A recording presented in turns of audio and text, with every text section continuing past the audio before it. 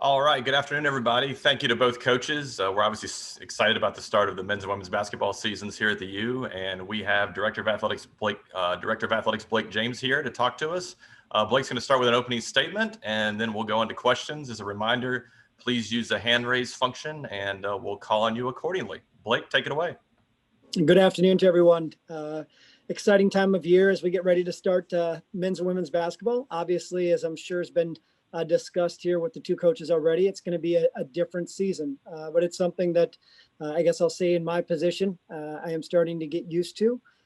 We have fortunately have completed an abbreviated women's soccer, volleyball, and cross country season, and we're 8 games into a football season that, as everyone knows, is on a little bit of a break right now, but has the plan to still complete the 11 games. Looking forward to seeing the basketball programs.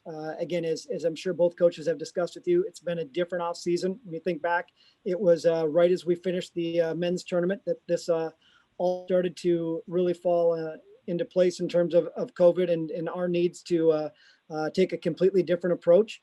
I think our coaches have done a great job of bringing the kids back. As you know, they've been back since the summer and have started getting ready for the season, and we'll look forward to opening the women on Wednesday and the men on the weekend. So beyond that, happy to take any questions on basketball or anything else at this point that you have interest in asking. Great. Thank you, Blake. And we'll start with David Furones from the Sun Sentinel. David, go ahead. Hi, Blake. Yes, you mentioned that the football team obviously is on pause right now. Manny Diaz seemed to indicate that there's a belief inside the program that the virus has come from the outside, not spread within the team.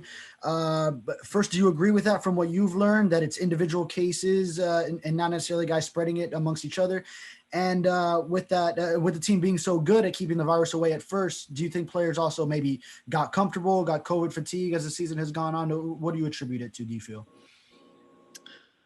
Well, I guess I'll try to remember all the questions here. The first thing I would say is I don't think it's come from football activity. I was talking with Dr. Kovitz, who is one of our experts here on campus that has been working with us from the start on a return to campus protocols and how we can compete and his work so far. So I do think it's come from outside. I'm guessing there's been some transmission among the players from one to another, but I don't think it's a football related situation where the contraction occurred.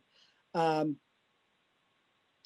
think we're reflective of society and we're reflective of the campus. I think when you see, where the numbers are at on campus, I'm not completely surprised that we're feeling some of those. You mentioned COVID fatigue. I think we're all feeling some COVID fatigue. I mean, I have a junior in college and a senior in high school, and I know just trying to get them to follow all the rules is challenging, and I know just having adult friends, it's something that 8 months in, I think it's hard for all of us, and so I'm sure young people are feeling some of that, and maybe they have maybe gotten a little more lax than what they were back in March, April, May, June, July, when the times here were so tight and we really saw our numbers really stay down low. With that said, again, we're part of society, we're part of the community, and I think we're seeing a lot of community transmission right now. Thank you. Next, we'll go to Michelle Kaufman from the Herald. Michelle, go ahead. All right. Hi, Blake. Nice to see you. Thanks for joining us. Jim and Katie both told us about the basketball protocols. There's more travel, obviously, with basketball than there is with football.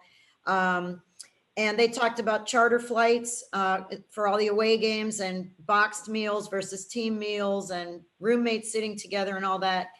Katie said that University of Miami has some extra rules that are even beyond what the ACC protocols were. Can you talk about some of the things that are specific that are above and beyond what the ACC mandated? And I just wanted to ask you in general, in planning for the 2 seasons, how is basketball different? What challenges does basketball bring that are different from what you dealt with football?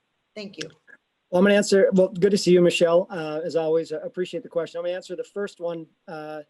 First is, I guess what I would say is I'm not sure what we're doing beyond what the ACC protocols have put in place. I think when you look at what the conference has done, again, we have the medical advisory group that was in place to start everything for the fall. It's represented by each institution. I know we're meeting at least that. I guess if there's something we're doing above and beyond that, it's not something I can think of right now, because I think our medical advisory group and collectively as a conference have really put us in a good position. And it's why we've seen the success we've had with football. I do think basketball brings significant challenges in that it's a contact sport. No one describes it as a contact sport, but anyone who's watched the game recognizes there is contact every time you go up and down the court.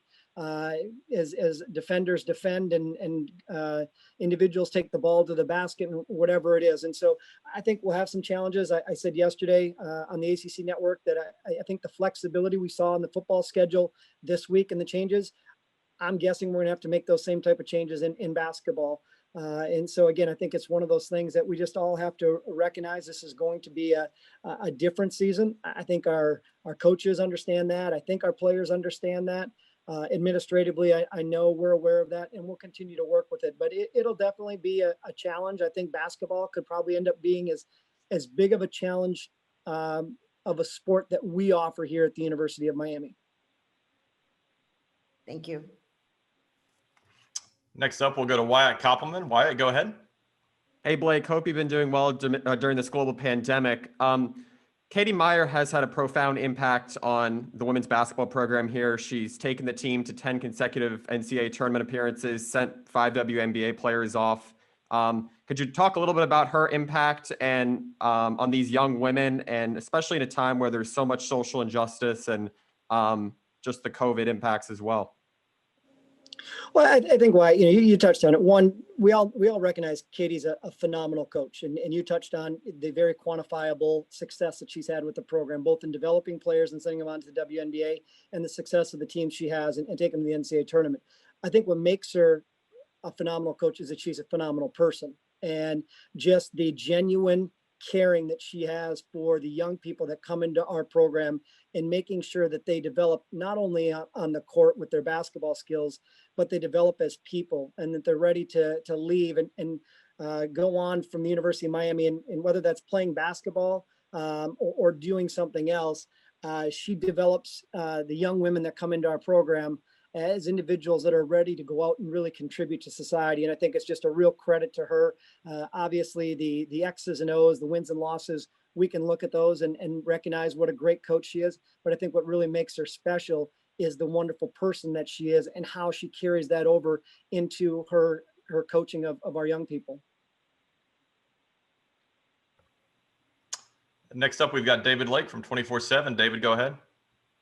Hey, Blake, wanted to ask you more about just the flexibility with the football schedule in December. I guess hypothetically, let's say you guys are all in the clear on the issues, but a team on your schedule is dealing with issues.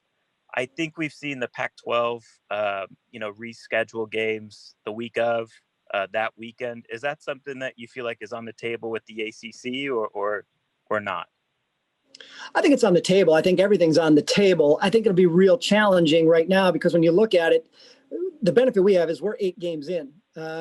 We as athletic directors looked at an 11-game schedule and said it was very aspirational. And I had made a comment that I thought if we got to 8, it would be a success.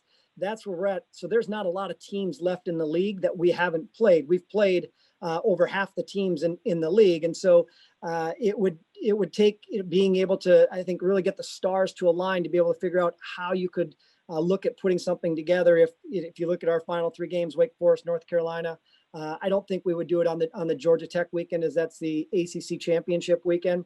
But Wake Forest and North Carolina, if we're ready to go and neither one of those teams are ready to go, do I think the league would look at possible opponents for us to still play? I do. I don't think it's very likely that something like that would happen.